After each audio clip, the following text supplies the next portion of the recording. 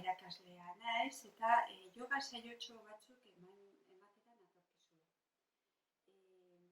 Yoga saiotxo hauetan ikasiko dugu pizkatxo bat denetarik egiten. Arnasketa, asanak eta relajazioa.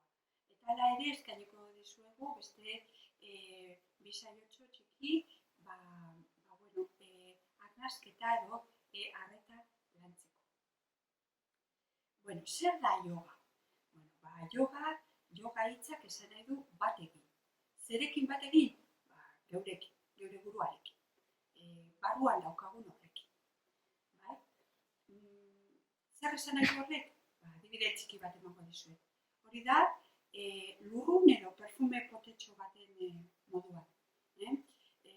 Hemen daukagu gure edukiontzia, potetxoa, eta gure barruan daukagu lurruna, perfumea, baina hor barruan badago esentzia ere bai. Eta esentzia hori bilatzen du yoga. Nola? Gure gorputzak orekatuz. Nola orekatuko dugu edo ditugu gure gorputzak? Yogan, gorputz fisikoa daukagu, bera, eta landu behar dugu. Osasuntsu mantentzeko eta osasuntsu izanik, gure gorputz fisikoa osasuntsu izanik, beste gorputzak ere osasuntsu izango ditugulako pizkanaka, oreka bilatuz. Zein da beste gorputz hori orekatu behar duguna? Emozioak, gorputz emozionala.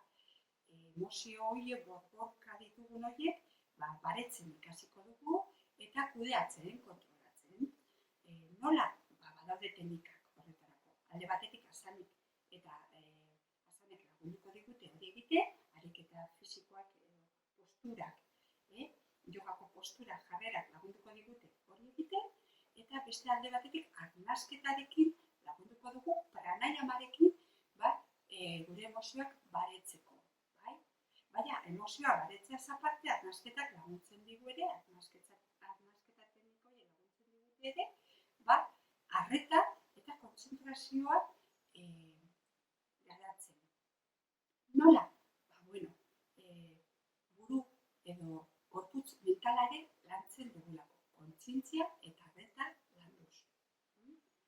Beste alde batetik, gorputz energetiko bat daukagu, energia sentitzen dugu gure gorputzen. Eta gorputz energetiko hori ere zaindu behar dugu. Eta energia hori bideratzen ikasi behar dugu. Bideratzen egoki ibiltzeko eta horrela gure osasuna, gure jarrera, ez bakarrik fisikoa, emozionala, mentala hobetzeko. Eta horretarako zer egiten du? Esan du, alde batetik egiten dugu arnasketa saiotxo, pranayama. Ikasten dugu arnasketa kontzientea arreta jarriaz egitea. Eta energia, gure arnasaren energia, gorputzen bideratzea. Hori ikasten dugu. Beste alde batetik egiten ditugu asanak, ariketak. Ariketa gorputza usatzeko, malgutasuna lortzeko, sendotasuna lortzeko gure muskuluetan, eta ikasteko tentsioak erlajatzen baitan. Eta era horretara ere lortzen dugu gure barnealdeko funtzionamenduare hobetzea. Gure organoetan, gure odol zirkulazioan, hormona kontuetan, guztia hobetzea. Beste alde batetik daukagu erlajazioa. Zer egiten dugu erlajazioarekin? Gure gorputzaren gaineko arreta edo kontzientzia hartu. Aztertu nola dagoen gure gorputza eta erlajatu.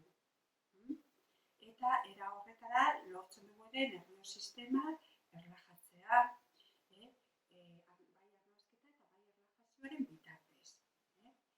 Nerviosistema erlajatzean, gure gorputzeko beste atal batzuk eta funtzionamendua bera ere hobetu egiten da. Eta horrela hormonen sistema hori ere hobetu egiten da, sistema immuneare hobetu egiten da, eta gure osasuna hobetzen da, orekatua, gorputz guztiak orekatuz. zer lortzen dugu horiekin guztiekin esan dugu emozioak baretzea. Gure gorputzan kontzentrazioa eta arreta zuzentzea, kudeatzea, lideratzea. Bizia beste era batera ikustea, bizimodua. Eta postasuna hartzea, postasuna, alaitasuna, gure izaera aldetik ere beste jarrera bat hartzea, ez bakarrik fisikoa, bai? Zabaltzea mundura, bai? Eta horrela hobetzen ditugu harremanak, ikasteko gaitasuna bera ere, beste modu batera hartzen dugu, bai? Eta pizkanaka hori guztia landuko dugu. Nola landuko dugu hau guztia? Bueno, esan bezala, erakutsiko dizkizuegu teknika batzuk, teknika txiki batzuk, arnasketa lantzeko, kontzentrazioa lantzeko, eta baita ere baretzeko, bai? Beste alde batetik, egingo ditugu bi sesio arruntak, jogakoak lantzeko. Bai, arnasketa, ariketak, asanak egin aurretik. Gero, asanak, ariketak, gorputz postura, jarrera, gorputza luzatzeko, tentsioan jarri eta erlajatzeko, eta oreka bilatzeko. Beste alde batetik, erlajazioa, gorputza erlajatu, burua erlajatu, emozioak erlajatu, eta erlajazio horretan mantentzeko. Ariketak astiro egiten dira, lehuntasunez, tentsio guneak jarriz, eta erlajazio momentuak bilatuz, oreka bilatuz. Nola egin dezakezue hau? Egin dezakezue zuek bakarrik edo zuen inguruan daudenekin. Bai? Egin dezakezue gurasoekin, egin dezakezue nebarrebekin, edo inguruan daukazuenarekin, bai? Edo esan bezala, zue bakarrik, zuen kontura. Bai?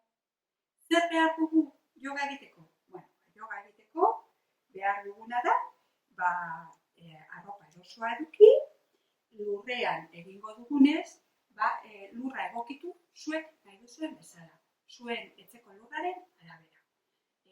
Ez baduzue zer nahi, zuen etxeko lurra oso epela delako eta gustura sentitzen zaretelako dela, lasai asko.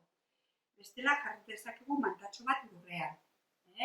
Erosoago egoteko, higiene kontuagatik eta besterik ez. Edo esterilatxo bat badaukazue, esterilatxo bat jar dezakezue.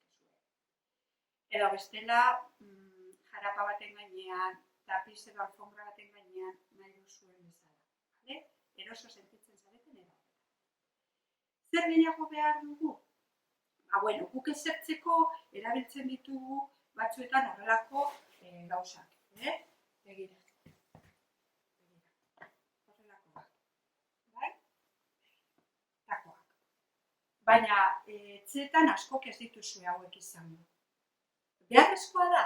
Ez, badaude moduak, hau behar izan ezkero, nahi izan ezkero, erabili nahi izan ezkero, etxean prestatzeko olako takotxo bat. Nola? Begira. Bueno, ikusten duzuenez, egon gaitezke tako gabe ere, hori ere egin dezakegu.